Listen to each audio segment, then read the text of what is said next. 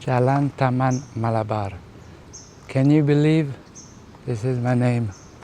The street where I live in. Unbelievable. Good morning, my global people. I know it's been a while. I'm really sorry. I was very busy packing my bags actually because it's a sad day.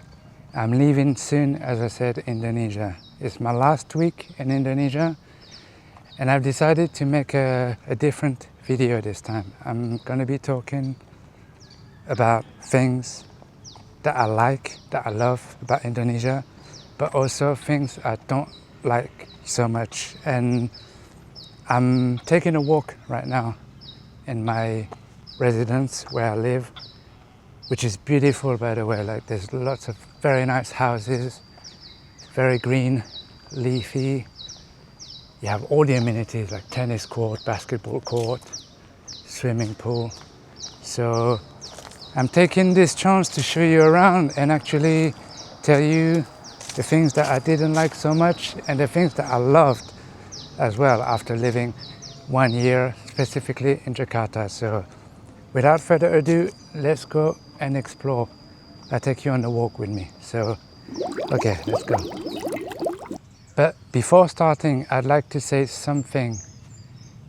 Indonesia, saya cinta kamu. Saya cinta Indonesia.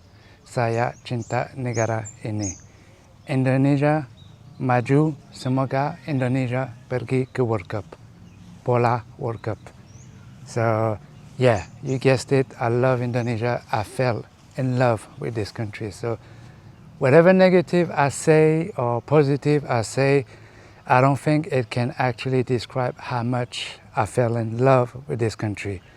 And then, semoga saya akan kembali. Yeah, one day I hope I will come back because this is a true love story.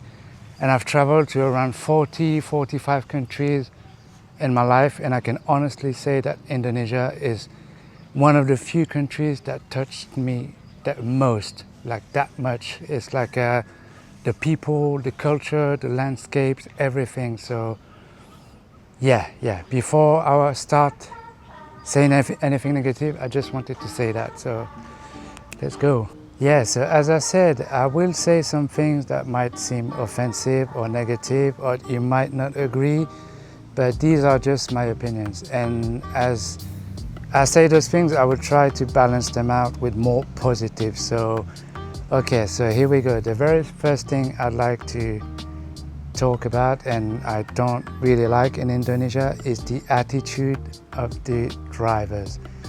Oh my God, it's just crazy. I don't like how people drive here. Like, I mean, don't get me wrong, I don't see a lot of accidents, but the way people drive, so for example, on the motorway, there's an emergency lane on the left of the, of the road.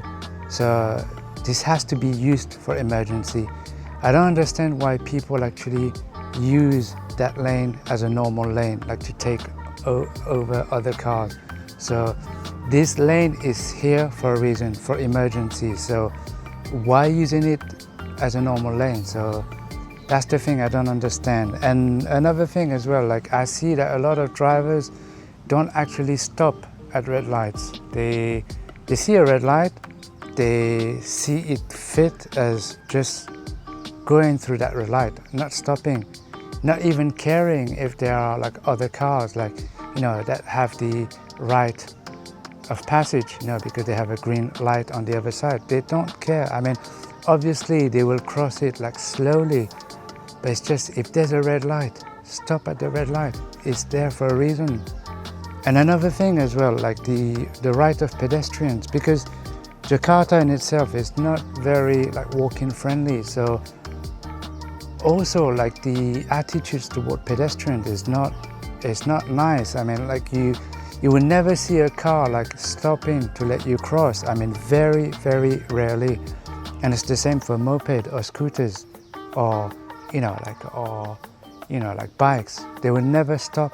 You will struggle to cross the road if you wait. You just have to impose yourself and just cross the road, like however busy it is.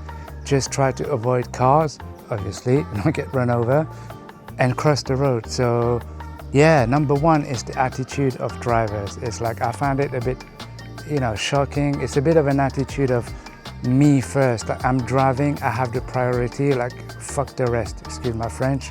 So it's just, it's a survival mode in a way. So yeah, I don't like the attitude of drivers. But then I said I would balance it out with positive. The positive is that transportation is great because it's affordable. So whether you're using Grab or Gojek or Bluebird, like a taxi in a car, on a moped, on a bike, it's very affordable to book a trip. You can book a trip of around like 20 minutes, 25 minutes for, if I convert to US dollars, like for $1.50, like max $2, depending on the time of the day, if there's heavy traffic or not, and also if it rains. If there's a lot of rain, somehow prices go higher, and it's just like there's a technique that driver uses, like they kind of shut down the app while it's raining, just for a little bit, so demand increase and prices rise. But overall, it's very affordable. So yeah, and also public transportation. I've done a video where I covered taking the MRT and the bus around in the city. So it's great to see that it's affordable and quite reliable. Actually, the metro is very reliable. It's not everywhere, but it gets you from point A to B without the hassle of the traffic. So great. Yeah, first point, attitude of drivers and transportation. I think it's amazing. I'm in the middle of a city and I can hear the roosters. See, can you hear that? Yeah, so yeah, point number two. Of the things that I don't like, I think it's in every country. I don't like the admin. I don't like some of the attitude of people, maybe in public services or public, government or health facilities. I mean, I find that a lot of people, maybe it's in the culture, maybe I'm wrong. It's like when it comes to queuing up in a place, like at a hospital, at the doctor, or in a government building, like people don't like to queue up. And it's like if you come from abroad, from wherever you come from, and you're used to, lining up to wait for services, it's just like normal for you. But some people here, they just don't wait. They just jump into the queue in front of you. And it's like, sometimes it can feel a bit overwhelming because you don't speak the language, you don't speak Bahasa, and you can't tell them off or anything like that. And it's just frustrating at times. Like I found myself at the doctor like a month ago, where I was waiting for my prescription, and I was just waiting in line like a goody two shoes, let's say. And then as I was waiting in line, like at least like 3 or 4 people jump in front of me. Like obviously I said something with my limited Bahasa, but that's how it is. I think it's part of the mentality. It's a different courtesy, manners. Like I said previously, like letting you cross the street. Like rarely any drivers will let you cross. So yeah, so it's a different culture, I believe, in that sense. Like a bit less ordered than back where I'm from, like from the UK or from France. So yeah, but on the flip side of it, I think that every administrative building, people don't like to wait. But on the other side, generally people are super, super friendly here, super helpful. It's like they will always help you, even though they don't speak English or you don't speak the language. They will try to understand you and help you if you're in trouble. Exchange ideas with people. If they speak English, wow, you're gonna make friends for life. They will always help you. They will always like swap ideas with you. Some people will invite you to their places, like they're very humble and they like to see foreigners being interested in their country. So yeah, that's the flip side of it. On one side, like people don't have, let's say, courteous manners, I would say, like waiting in line. That could be frustrating. But on the other side, people are super friendly and very interesting. And if you mix with people, you get to learn a lot about the local culture, the languages. So, yeah, great. Can't complain about it, really. Just, yeah, wait in line. Number 3, you guessed it, pollution. Pollution, so being weather pollution with all the fumes and the smoke, actually burning trash and all that, but also pollution like environmental issues such as like plastic, rubbish everywhere, like rubbish left on the floor, like not in places like here where I'm at right now, because there's a daily collection and there's actually, you know, like maybe waste removal services.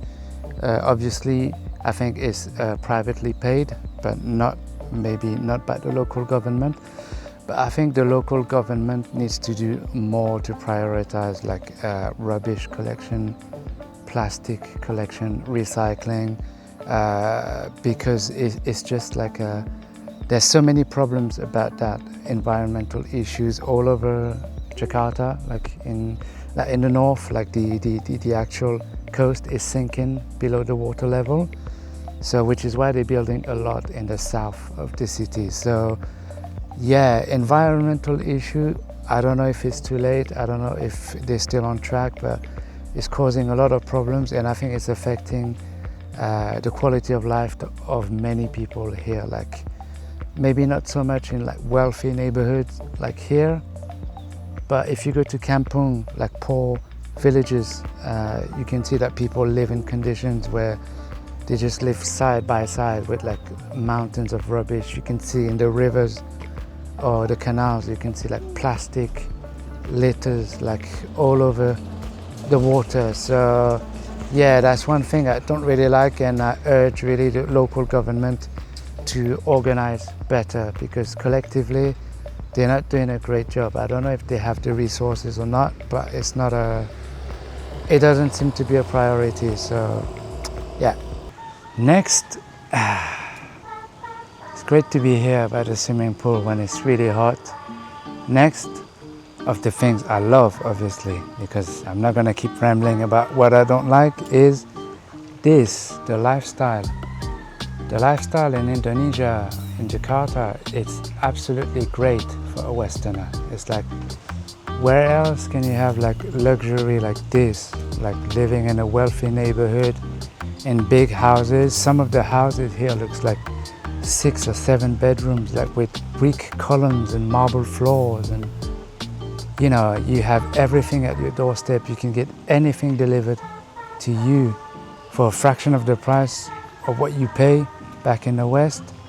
I mean, Indonesia, Jakarta is one of like the destinations that is unbeatable for that, and I'm very grateful that it's still low key, because not many foreigners come here, and it's very low key. I think it's an undiscovered gem. A lot of people have misconceptions about Jakarta, and they think, oh, it's not great, it's dirty, it's loud, it's polluted. But if you know where to look, you know where to go, the place is great. And this lifestyle here, it can afford you like things that you would never think of back in the West. So yeah, I love Indonesia for that. Yeah. And then from here you just jump on a plane, and in 1 hour you're in Bali, or you're in Lombok, or other islands, Sulawesi, or you can be in Sumatra. You can go like hunting for orangutan on Borneo Island. You can go to Papua, Raja Ampat, go diving, go snorkeling. You have some of the best reef in the world. So yeah, you just have that at your doorstep. A fraction of the price of what you pay back in the West. It's a no-brainer. Next, it's quite funny and ironic that I say that when I'm surrounded by trees, like you see here all around. Another thing that I don't like about Jakarta, and I think it's the case in a lot of other places in Indonesia and big cities, is the lack of green spaces, the lack of parks, the lack of municipal green parks. I think unless the parks are intended for touristic purposes, if they can bring money to the economy, they will be well maintained. But if it's local parks, green spaces, which are meant to be for local people to enjoy, like for free to go on a picnic or something like this, I don't see much of it, at least around here in Jakarta, and even where I'm at right now in South Tangerang. Obviously there are lots of malls and new amenities and new skyscrapers, as you can see, being built. There's a lot of greenery around here, but not for long, not for long. They are building, private developer are building up land, and they're developing like massive skyscrapers like here, where a lot of people will move to. So unless it's for touristic purposes and it brings money, I don't see a lot of green spaces like for people to enjoy, or parks. So that's a bit of a shame, because it's a very lush country. As soon as you go to the countryside, you can leave Jakarta and go to Bogor, for example. You see a lot of greenery, a lot of jungle, rice field. You can see it in Bali as well, in Lombok, like tobacco field, things like that. So yeah, bear that in mind in Indonesia, like not a lot of green spaces. So next one, obviously, you know I'm going to talk about it. You know this channel, I talk about it all the time on every episode. Is the lack of pedestrian access, is the lack of pavement, sidewalks. You cannot walk everywhere. Unfortunately, especially in Jakarta, you need to take the car or a moped to go everywhere. And the fact that it's not walking friendly is a big disadvantage against the city, in my opinion. Because you have pollution, you have high level of pollution, but you need some places where you could actually walk and just escape, all the fumes, and escape, all the stress. But you cannot do it by walking. There's not many parks, not a lot of sidewalks, not a lot of pavement. So you guessed it, you can't walk. But if you're like me, adventurous, you can just walk on the road right next to the car. So here you go, lack of pavement. All right, my global people, that's it from me for today.